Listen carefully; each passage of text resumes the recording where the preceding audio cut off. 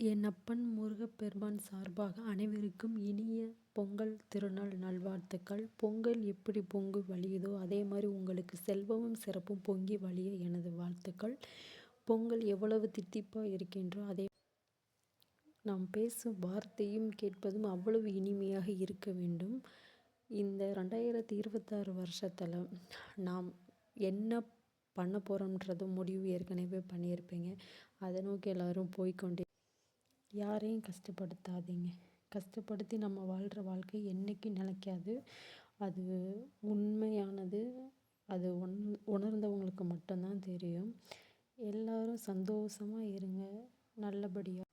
அரகண பவசரரி